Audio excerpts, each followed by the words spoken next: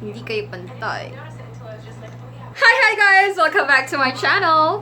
I know I look weird, but I kind of miss wearing my wig, so for this video, eto, nagsuot ako. So, don't mind it. Pagbigyan niyo na ako, guys. This style, I used to have a hair na parang ganito ang itsura. I think that was back in college. Yeah, nagganito ako ng hair. Shout out to all the malalapad ang noo.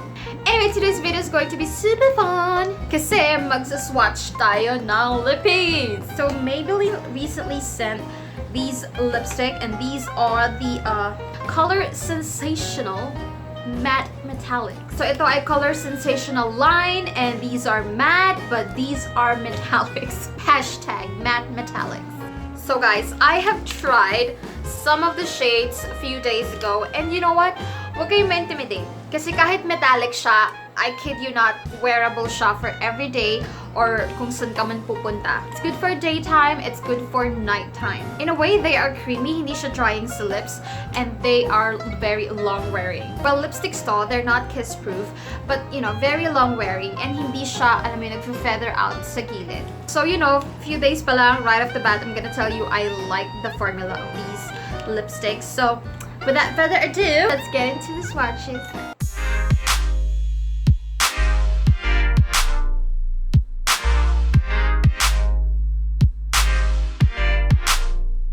So the first color that I have on is in the shade Silkstone. Mukha nga siyang silky at mukha nga siyang stone. So Silkstone is like nude but with a gray undertone. And as you can see, pwede mo siyang ilagay on top of a nude liquid lipstick to give it like a little bit of shine, to give it a little bit of metallic oomphness. Not glossy, not shine, but metallic.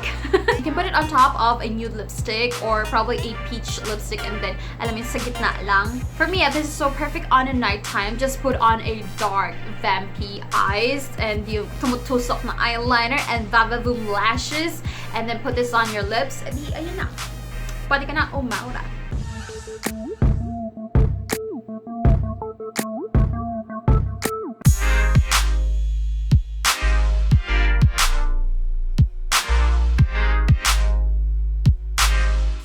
That I'm wearing right now is called Spiral Galaxy. Love it. And you guys, ito yung isa sa mga colors na you can wear on a daily basis, on a daytime. Kasi tinan mo, metallic siya, pero hindi siya, you know, glittery. And para ka lang, you know, your lips but better and funkier. And in person, you guys, para siyang subtle peach nude lippy. Tapos ang magiging dating niya, para ka lang merong a little bit of lip gloss. But it's so nice.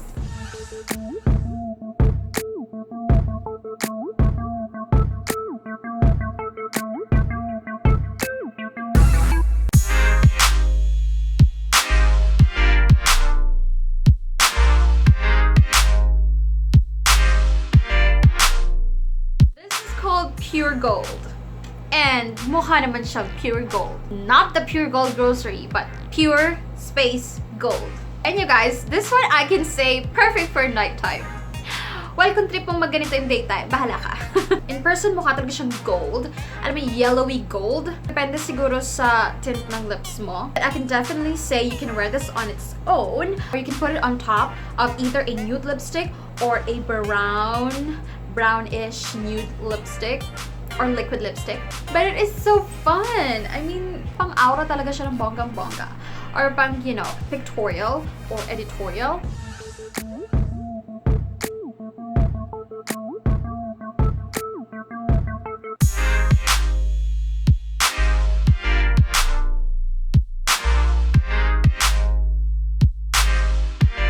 So what I'm wearing is in the shade Copper Spark.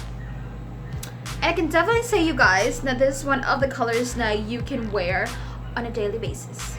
For me, I think. Kasi para lang siyang orangey brown lipstick with a little bit of sheen to it. And you guys, napansin ko, may mga colors na lighter opacity and may mga colors na heavier yung pagiging opaque niya. And this is one of the, you know, thicker or heavier consistency. And you can definitely use this to everyday wear. Just don't use anything else. Like, ayun na, mag-light eyes ka lang. And paka-contour. And then this one, then you're good.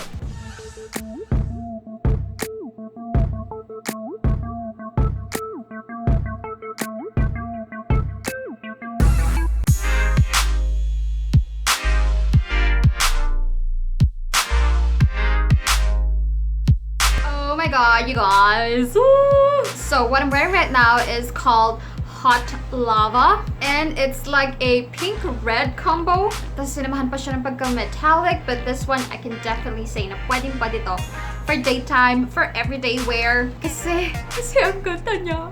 Ang ganda niya. It's like red, but it's also like pink in person. Honestly, it's like a perfect combo of red and pink. And isa to sa colors na may mga thicker or heavier consistency. Highly recommend this color. Go get this color. I love it.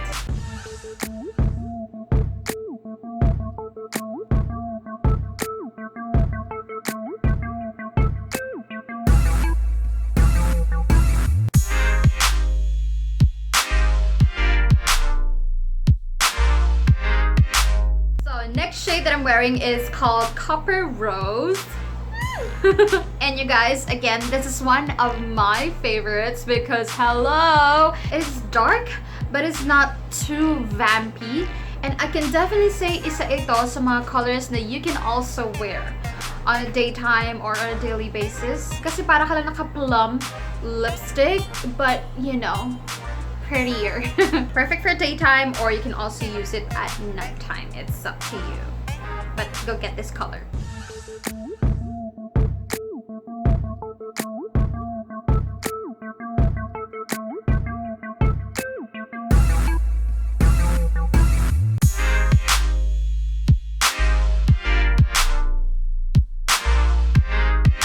So, the next shade that I'm wearing is called Molten Bronze. In a normal lipstick color category, ito yung makakonsider mo na brown. So, para siyang brown that has grayish and bronzy-ish. And it's definitely perfect for nighttime. And you guys, some of the colors, lalo na yung lighter ones, and ito din, kung gusto mo ma-achieve yung accurate application, yung plakadong-plakado, kailangan mo talaga ng lip liner. Or actually, pwede naman siya on its own. Pero kung gusto mo lang talaga ng mas defined yung lips mo, go use a lip liner. O kaya, put it on top of a typical, lipstick. Pero this color in particular, thicker naman yung consistency niya, pero parang mas madulas siya in a way. So, I highly recommend that you use a lip liner for this. And you can use a brown or probably dark vampy red lip liner and then put this on top. I think that would be nice.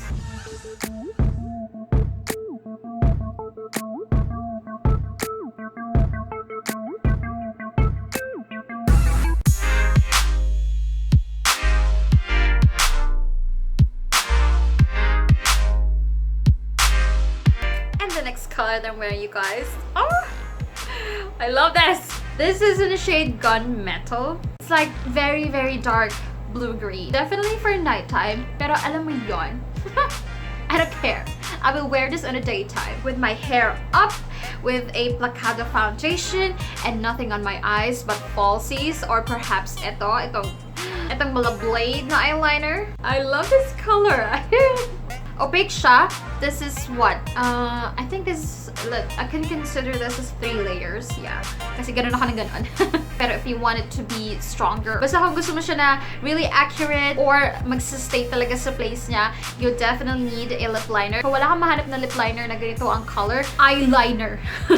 That works. Eyeliner works. But this is a really edgy color and I love it.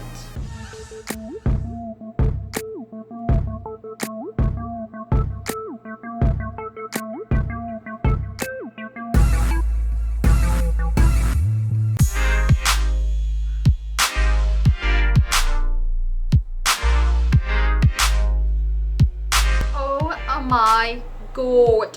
Oh my god. So this is the first time na nagsuot ako ng green lippy and I'm not sure kung bagay siya sa akin. But I think this is a very, very good finisher for my Lipswatch because this is the last color.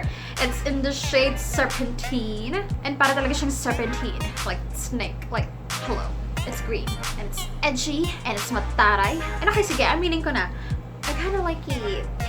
This one, definitely for nighttime. Or kung meron kang atendang party, Pero guys, this color in particular, kailangan talagang gamitan lip liner. Kung wala kayong makitang lip liner na ganito, again, eyeliner would do. Kasi kailangan lang naman yung edges para, alam mo yon, hindi siya all over the place. Kasi ito, pag pinak mo yung colors, okay siya sa bandang gitna. Pero medyo mahirap siya kapag sa edges na. So you need the help of a lip liner / eyeliner.